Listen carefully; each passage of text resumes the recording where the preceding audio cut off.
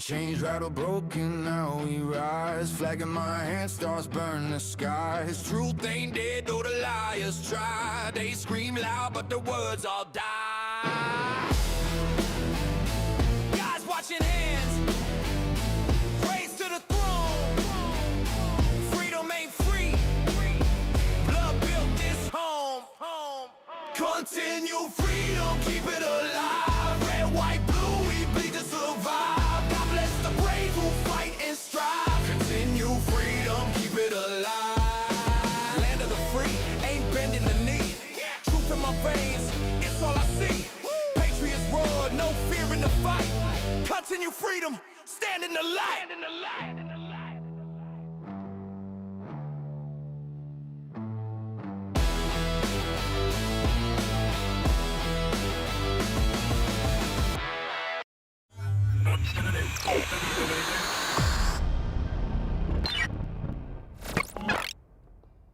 Here we are, another live stream. Thank you guys so much for joining me. I truly appreciate it. We got a lot of stuff to talk about tonight. If you're new here, hit all the buttons, all the important buttons down there. That subscribe button, like button, the notification bell. That way you're notified every time a new video is released. I want to thank all the folks that keep coming back day in and day out. I appreciate you guys. You're awesome. And we're building a great community here. So before we get into the first topic for today, I just saw it. The world is a dicey place, but this was at the World Economic Forum, reported by Nick Sorter, that just in, people are being evacuated from the main venue at the World Economic Forum after a strange odor began causing people to cough. It's unclear what is in the air. President Trump just needs, this is Nick Sorter saying, President Trump just needs to get back to the U.S. ASAP. Europe is unsafe. And he is correct. Europe is very, very unsafe. Europe has been overrun. Europe is it's a fallen.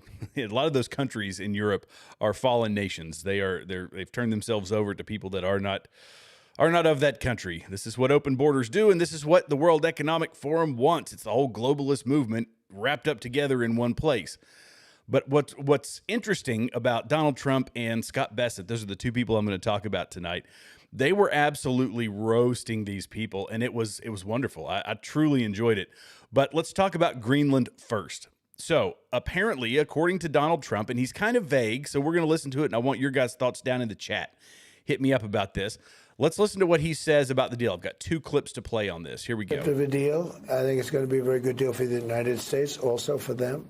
And we're going to work together on something having to do with the Arctic as a whole, but also Greenland. And it has to do with the security, great security, strong security, and other things. The market, 600 points, getting back a lot of some of the nervousness we had in the last couple of days. The tariffs are off. Nothing happens on February 1st. No, we took that off because it looks like we have pretty much a concept of a deal.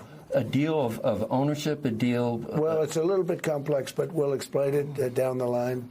But the Secretary General of NATO and I and some other people were talking, and it's the kind of a deal that I wanted to be able to make. Where does Denmark, did they weigh in on what they want, what they would agree to? Well, I assume they did because he very much represents, he's a strong leader. Mark, Mark Rutte. And he, I assume he's been speaking to them. He's been speaking to all of them. Are mineral rights involved? Is ownership involved? Did the Golden Dome sway people? I don't want to say yet, but... The Golden Dome was very compelling today when you talked about that. Yeah, the Golden Dome, and they're going to be involved in the Golden Dome. And they're going to be involved in mineral rights, and so are we. It's not specific enough to know at this point how long this lasts, whether it's... Forever. Forever. It'll be forever. For Greenland at this point. Yeah. Forever. That's staggering. It's better than a 99. This is what, 2 hours after. It's better than the Obama deal with the famous Iran nuclear deal with a 9-year deal. No, this is forever. This is a long term. Okay, so he's saying it's a long-term deal. He's not talking directly to Denmark, but he's talking through proxies in the EU and elsewhere. So interesting. he's not saying that it's ownership. This is what kind of had me scratching my head. That's the way he pitched it, and maybe that was the big ask, knowing that they were going to land on a different deal.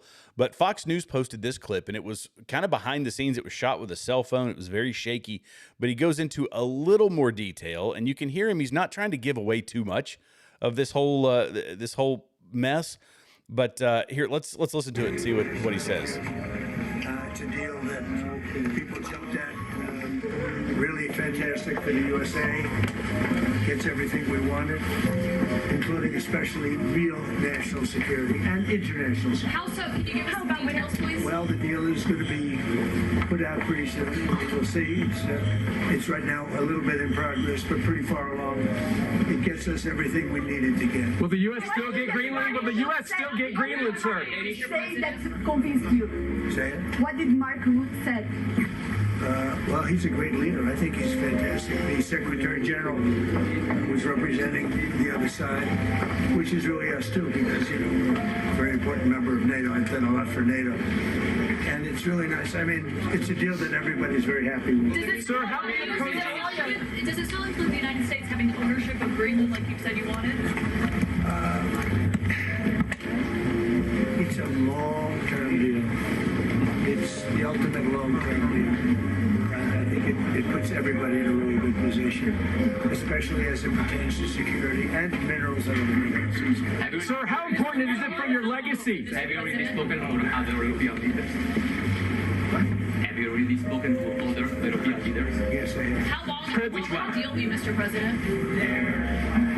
Infinite. Did you speak to Denmark? Did you speak to Denmark? The reporters suck. Bunch of savages. It's signed forever. Will there be money? It's a deal that's forever. Okay, so this is a long-term deal that he's working on. Great. He's talking about the Gold Dome, so that's going to be the basically the version of the Iron Dome that Israel has, only we're going to have it here for North America. And obviously, this is going to protect Canada. He went on to talk about that. I've got a clip that I can show here in a minute. Globalist, it's him being a globalist.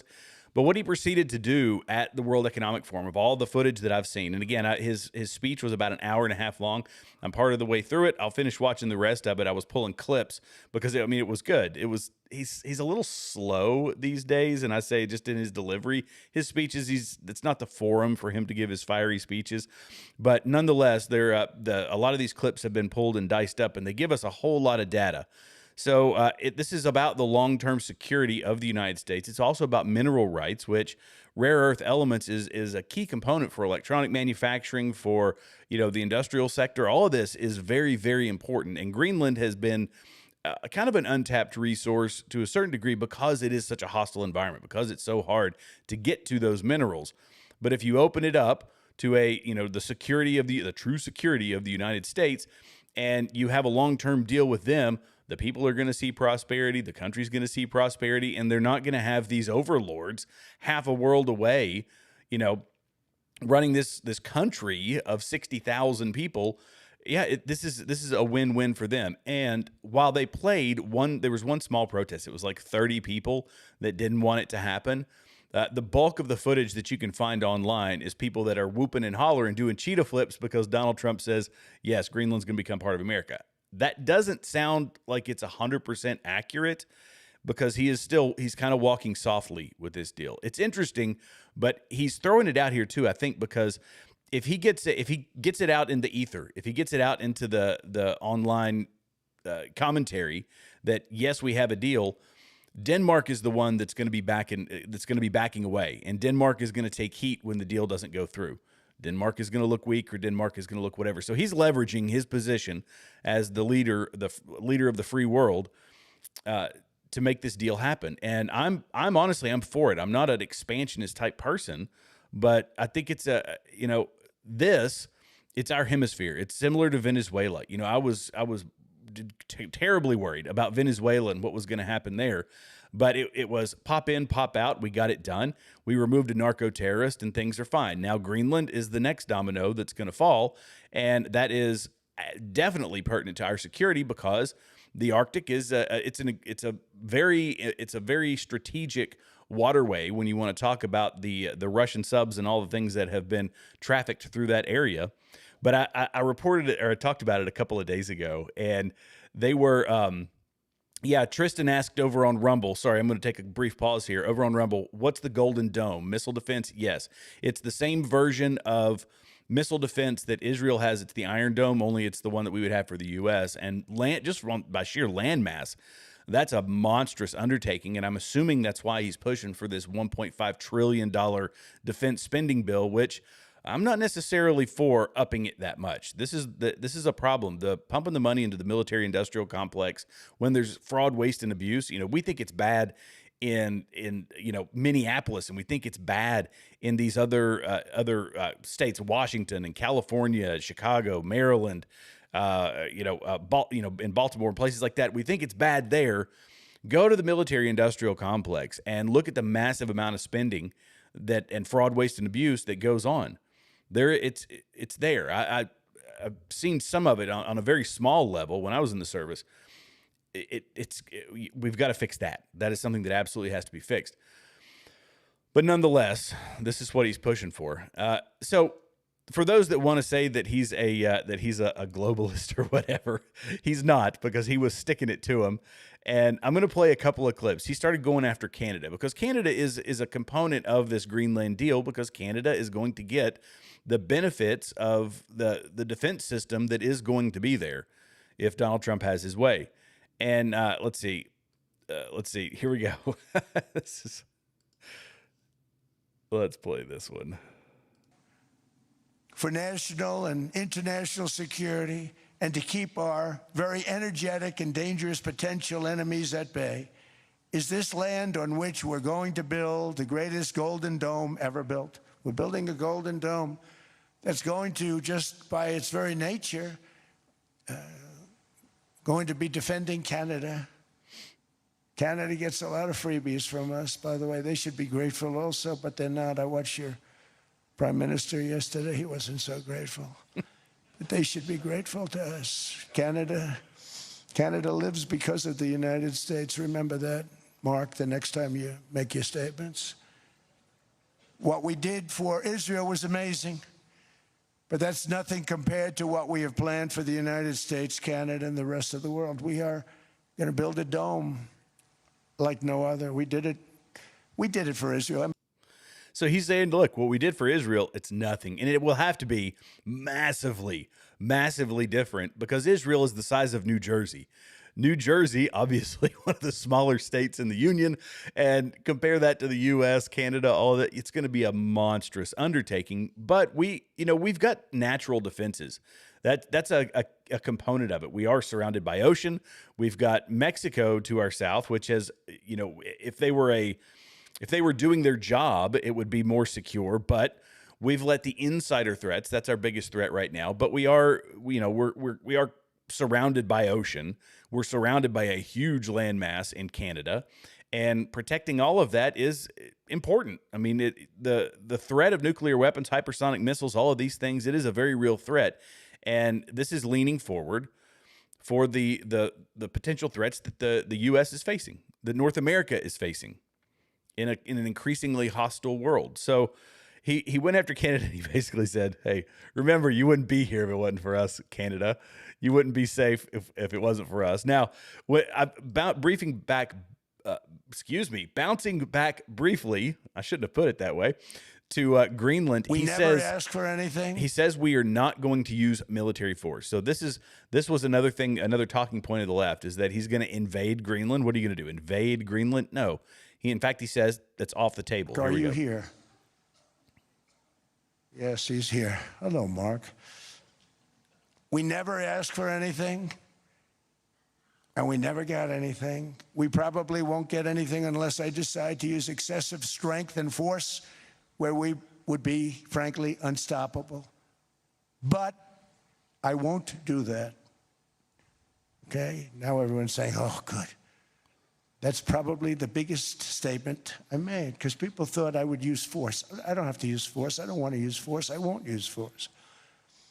All the United States is asking for is a place called Greenland, where we already had it as a trustee, but respectfully returned it back to Denmark not long ago after we defeated the Germans, the Japanese, the Italians, and others in World War II. We gave it back to them. We were a powerful force then, but we are a much more powerful force now. After I rebuilt the military in my first term and continue to do so today, we have a budget of $1.5 trillion. We're bringing back battleships. The battleship is 100 times more powerful than the great battleships. Okay, so he's correct. And I think it was in 51. I pulled this up in my notes here. So the 1951 Defense of Greenland Agreement. So the core of the defense deal, let's see, it's this is what let's see, military president of Greenland. So major points of this agreement: it recognized Danish sovereignty. So we had, during World War II, we had more or less conservatorship, or we had said that we would protect Greenland when all that was going on. But the 1951, the agreement recognized Danish sovereignty over Greenland, but allows U.S. extensive access and military rights. In fact, I have flown through Greenland once before on a deployment. Right, we have a military presence in Greenland. The U.S. can build, improve, and use military facilities in designated defense areas without paying Denmark for them. And the U.S. forces can operate in these defense areas to support the defense of Greenland and the rest of the NATO area. Interesting that we're allowed to operate there to defend NATO, and yet there was also an agreement that was recent to over $200 million to up the defense of Greenland. And what happens to that? Well, they only paid $2 million of it. So they paid less than 10% of the, or less than 200 million, less than 1% of the overall agreement. So they, again, just like NATO, just like all these other countries, they expect us to pick up the slack everywhere, and they don't fulfill their end of the bargain. And this is what Donald Trump has watched for a long time. He was talking about it back in the 90s when he would go on Oprah, when he was allowed to go on these other channels, and back when they loved him. And he would say, these countries are taking advantage of us. These countries are just raking us over the coals. They are fleecing the American people, and I think it's ridiculous. And back then he said, if I was ever elected president, this is what I would do. And now he's president. He didn't get it done the first time around, but this time around he's coming in with sharpened elbows, and he's coming off the top rope onto these people. So I personally am good with it. They need to be pushed around a little bit. The amount of money that we spend, and I know this is where a lot of people on the right, some of these new people on the right that are just they think that most of our spending goes to foreign spending, and it actually doesn't. Most of it is on domestic spending, but nonetheless, they say, I'm tired of our money going to foreign countries. And yeah, I agree. We spend a lot of money in other places. Sometimes it is necessary, but to the level that we do now, we're protecting all of Europe. Europe cannot exist. And in fact, it was the who was it? Because I've got the let me pull up the clip. One of the leaders over there, it was Finland. So the president of Finland said, no, Europe can survive without the United States. And in the same sentence, literally within 10 minutes, backed himself up and said, oh, wait a second. Here we go. Listen to this. Europe defend it? First is a direct answer to the question of this panel. Can Europe defend itself? My answer is unequivocally yes. Without the Americans? Without the Americans. I mean... How? Well, look... But you're relying on them for these key elements. You've said earlier that Europe can defend itself without the Americans. If it comes down... not exact, Mike, so that's not a quote. More or less, more or less. That's a direct quote. Let me back it up again in case he forgot. To the question of this panel, can Europe defend itself? My answer is unequivocally yes. Without the Americans? Without the Americans. I mean... How? Well, look... But you're relying on them for these key elements. You've said earlier that Europe can defend itself without the Americans. If it comes down... not exact, Mike, so that's not a quote. More or less, more or less. We'll go back to the transcript. I misspoke. Whoopsie daisy. They can't.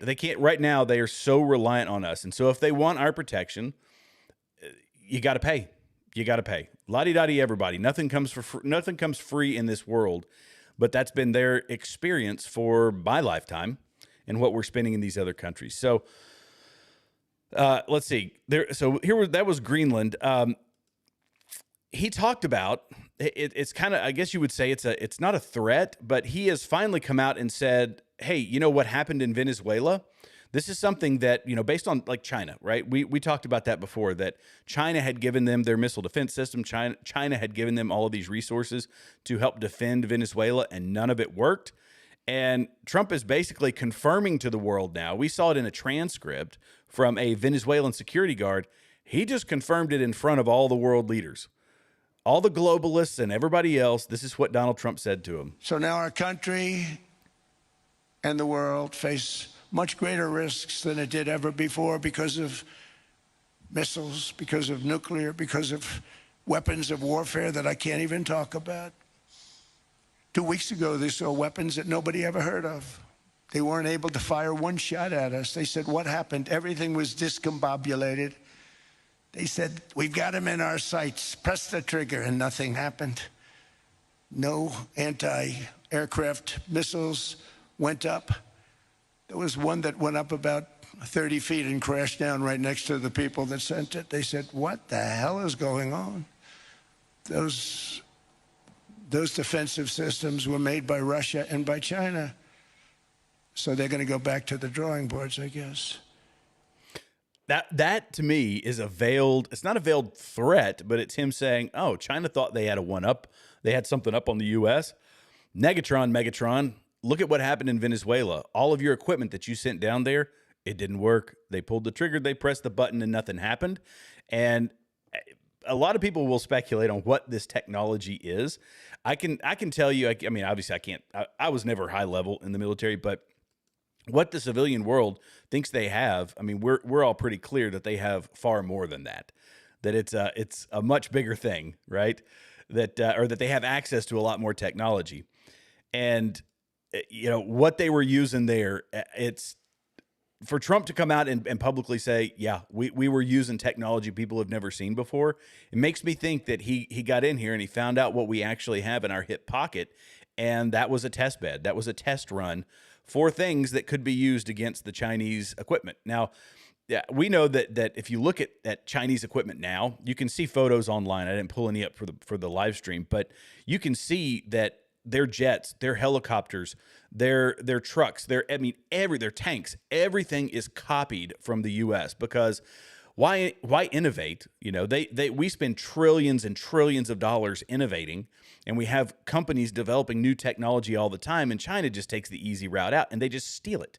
And this is another thing that I hope Donald Trump and the intel agencies actually, crack down on is this theft of technology, because China thinks that they have the latest and greatest, and Donald Trump is essentially saying, no, you don't. No, you don't. We got all this good stuff in our hip pocket. He talked about, let me pull up the next one here. Let's see. Oh, here we go. He called out he didn't say specific leaders, but he said there were leaders here. There's so many good snippets in this one. By the way, if you're here and you're new to the channel, feel free to smash all those nice buttons down there that help out the channel and help us out in the algorithm. I'd really appreciate it.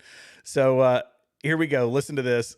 He was talking to some of these leaders. Here we go. With that, I don't know, because she was so aggressive. And I realized in that conversation that the United States is keeping the whole world afloat. Many places, I could give you 6, 7 places just in the people in this little area. I know every one of them. They're looking down. They don't want to see me, and they don't want to stare me in the eyes.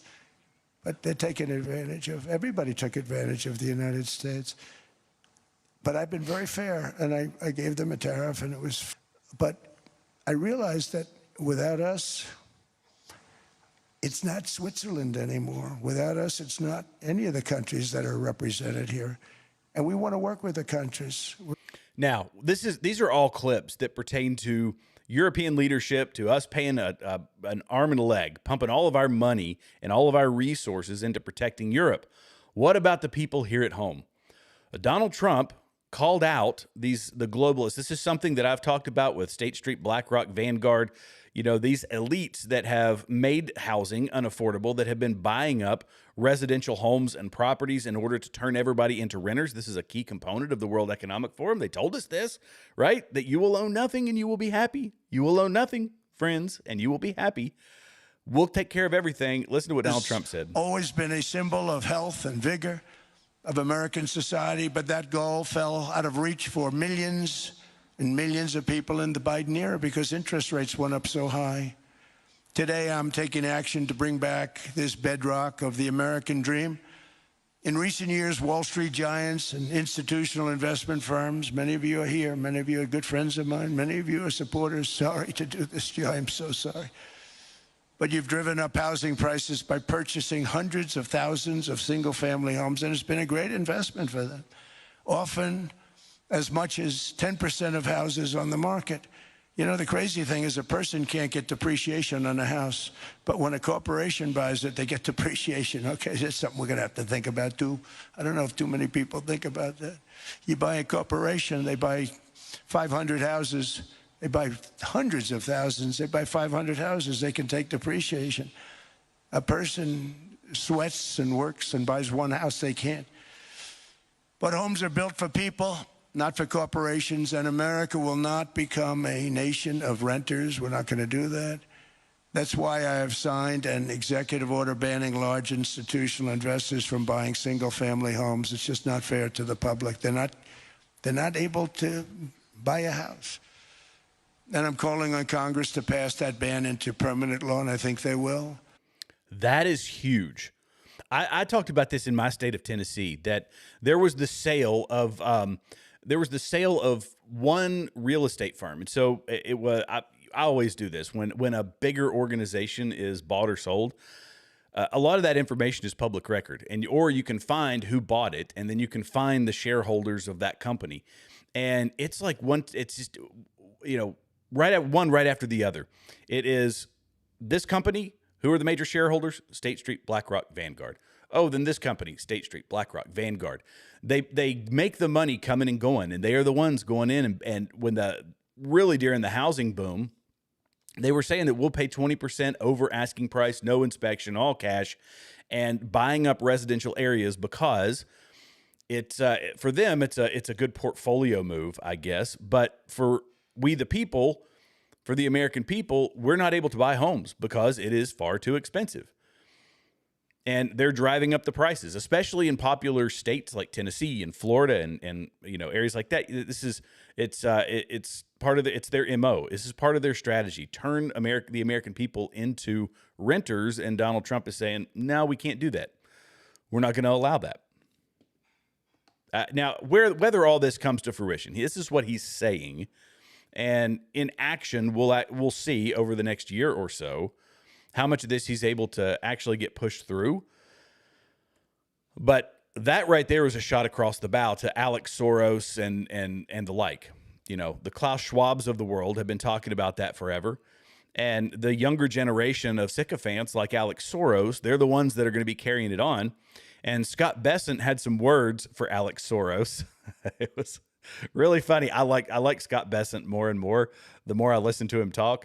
But here you go. Here's a clip from Scott Bessent talking about these. Well, in particular, that one numbskull, which Alex Soros, if you listen to his interviews, the guy's a moron. Ironic that Governor Newsom, who strikes me as Patrick Bateman meets Sparkle Beach Ken, may be the only Californian who knows less about economics than Kamala Harris.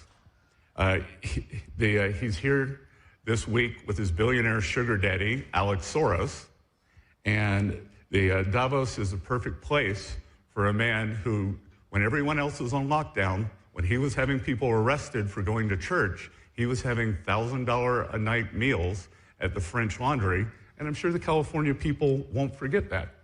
And I can tell my message to Governor Newsom is the Trump administration is coming to California. We are going to crack down on waste, fraud, and abuse.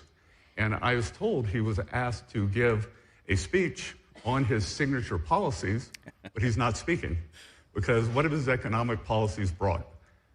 outward migration from California, a gigantic budget deficit, the largest homeless population in America, and the poor folks in the Palisades who had their homes burned down.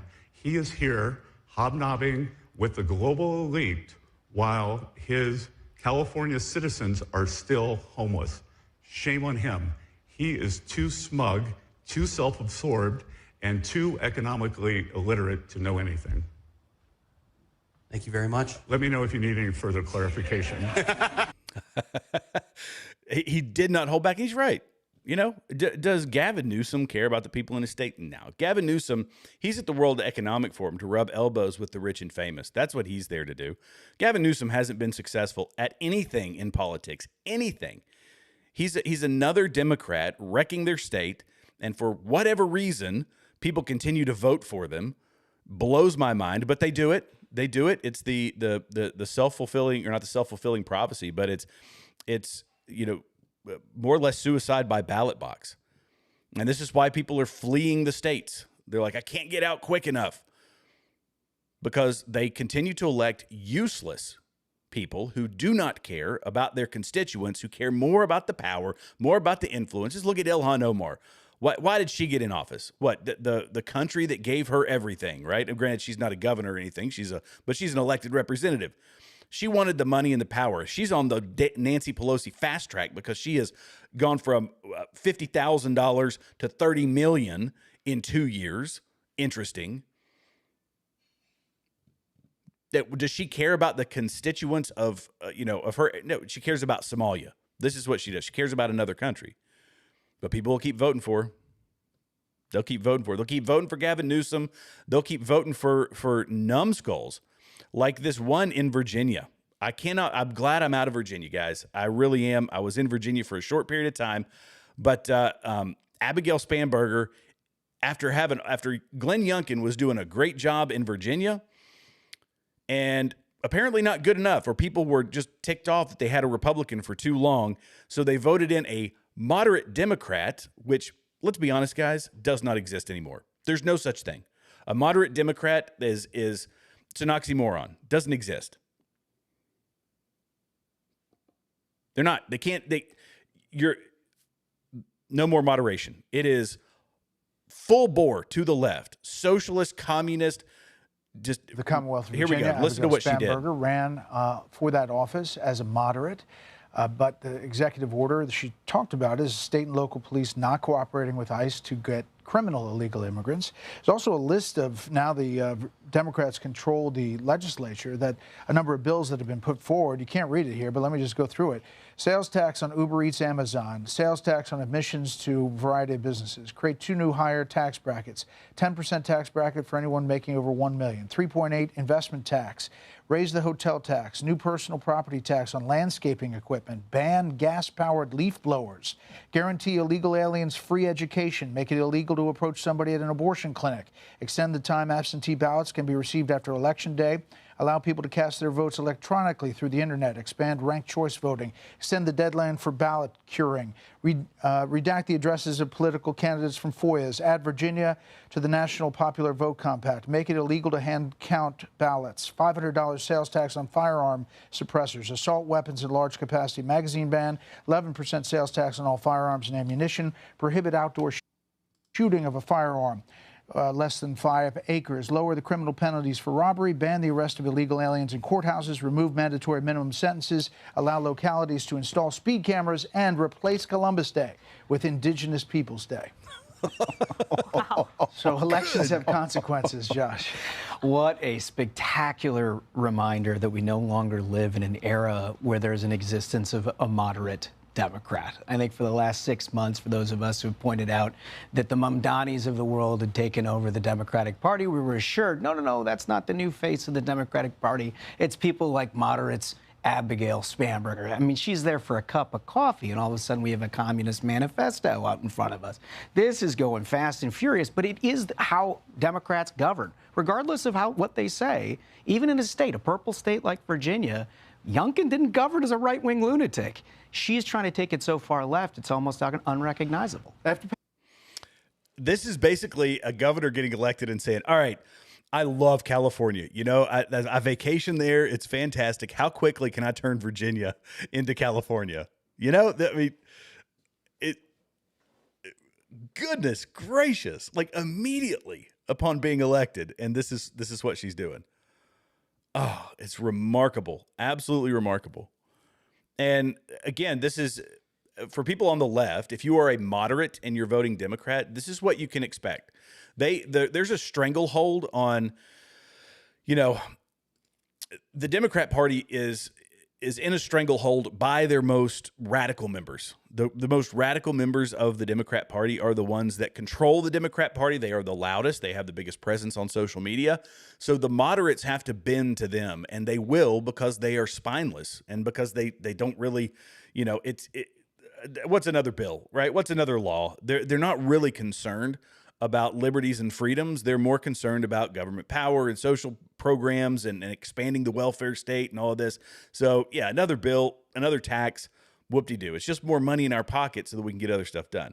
And moderates will cave to that. They do consistently. So don't buy the nonsense that these people are going to actually govern moderately.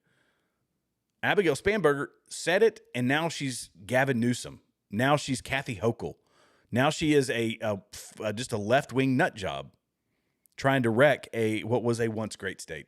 And I'm thankful that I'm out, and I am not going back. I have family that still lives there, and they're talking about moving. In fact, I was just getting a text from one of them tonight. He's like, I'm out of here. I can't stay in this place anymore. Not with these types of policies. I mean, come on, shooting a firearm. Look I'm going to show you in Southwest Virginia. This is what's crazy. So let's look at, I didn't pull this up for the show, but the electoral map in Virginia. This is, let's see, here we go. Let me find a good image of it. Let's see. This is, let's do it by year because it's all about the same. We'll say the 2020 electoral map in Virginia, or 2024, sorry, wrong year.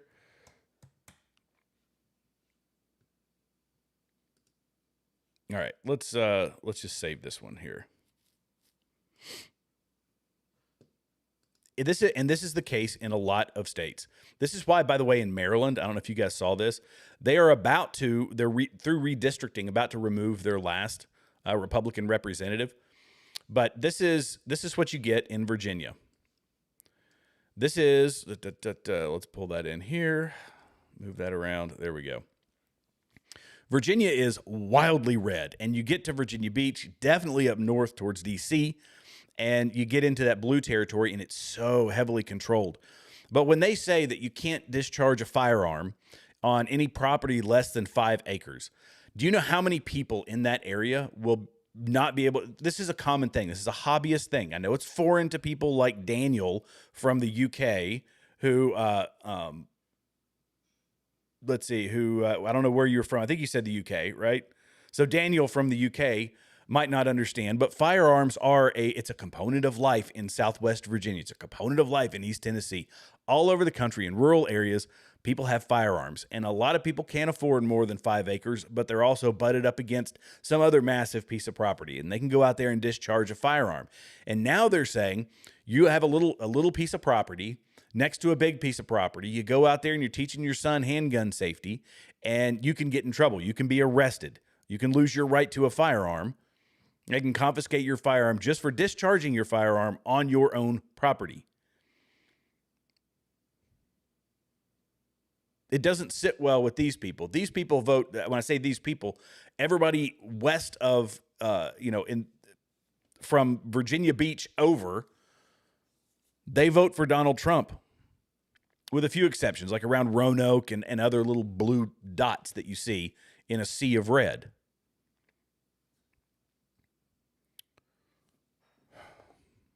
But they don't care about those people. And that was always my chief complaint, because I lived in the red area. I lived down in Southwest Virginia. They don't care about people. They could not care less about the people in Southwest Virginia. We're a bunch of rubes, a bunch of idiots, a bunch of morons. And they'll walk all over us every chance they get. And that's what Spanberger's doing. Here we go. Elections have consequences, people. And sadly, the folks in Virginia, I believe they chose poorly. We'll see. But I told the family member that I was referencing, I said, look, this could all turn around in Virginia. It could all turn around in a relatively short period of time. Who knows? Not in a relatively short, but in one election cycle. Like we could, next time around, things could change. Things could get better.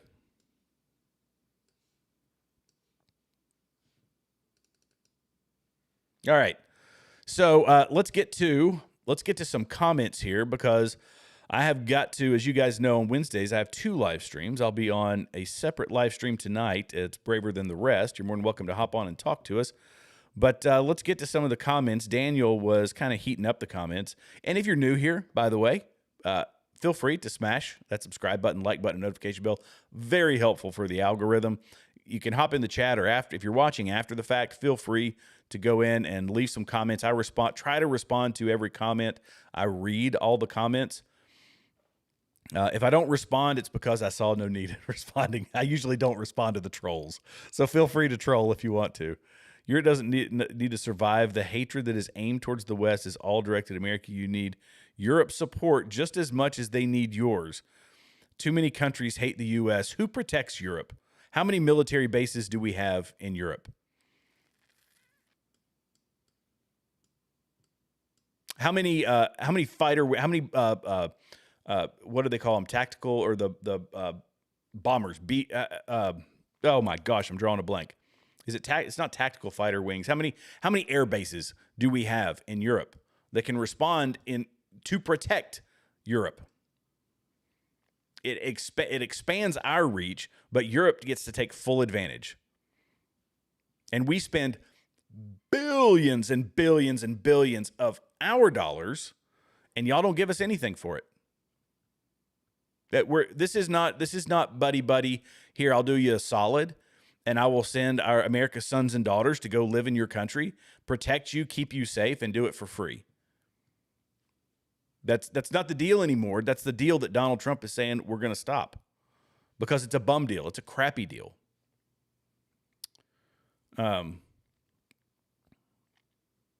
Let's see. Take land off other countries and they're no better than incorrect. You are incorrect. I'm going to put up I usually don't put up trolly kind of comments, but you think you can push your power around and take land off other countries, then you're no better than China or Russia? You are incorrect. How many people will meet their demise in us having a security relationship with Greenland? 0. In fact, it will be a net positive for la-di-da-di everybody.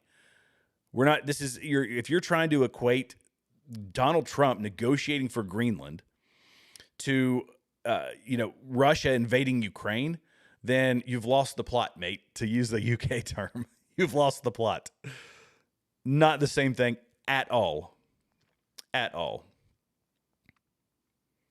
Prince William stand for being washed away. You're being too dramatic, Daniel. Oh my goodness. Second World War, Iraq, Afghanistan. Let's see. Hey, Daniel, what country? Let's see. I'm from England. A lot of people respect American. You're staying in the world. Think you're taking a piss trying to take Greenland off a NATO member that stood next to your wars. Second World War, Iraq, Afghanistan. Are you talking about Greenland? We protected Greenland during World War II.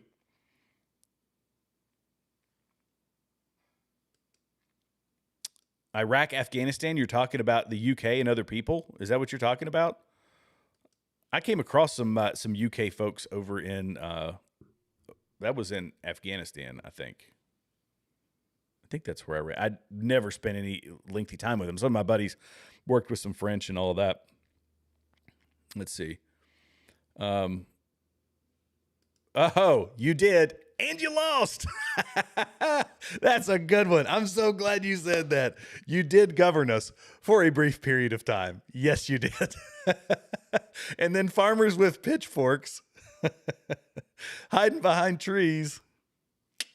Sorry, that's not a good argument to make. I know you say it with a joke, so I'll joke with you, my friend. I will joke with you. That was short-lived. This is what I want to say, Daniel. How you like me now? Oh, that's funny.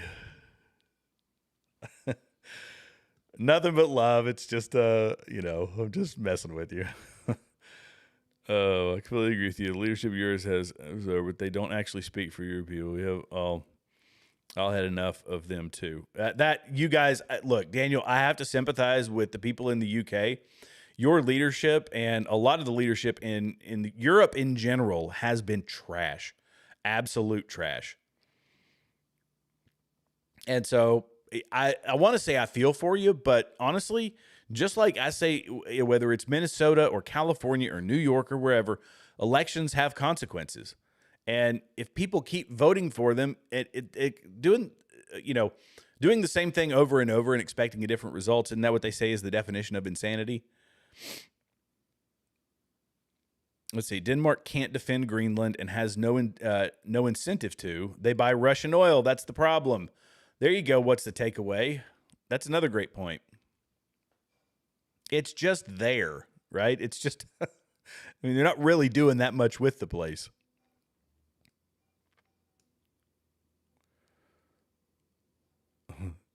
Canna Michelle.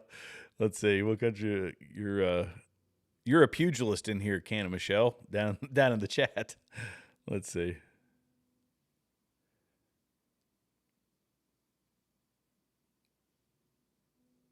Missed it yesterday. Always a great chat. Yeah. Let's see. Virginia is cooked for now. Yeah. I hope that Virginia finds some way out of this mess. They did before. I mean, they've had some pretty, crummy governors in the past. We all heard the interviews from Northam and people like that. I mean, Northam talking about post-birth abortion. I mean, just deplorable type stuff.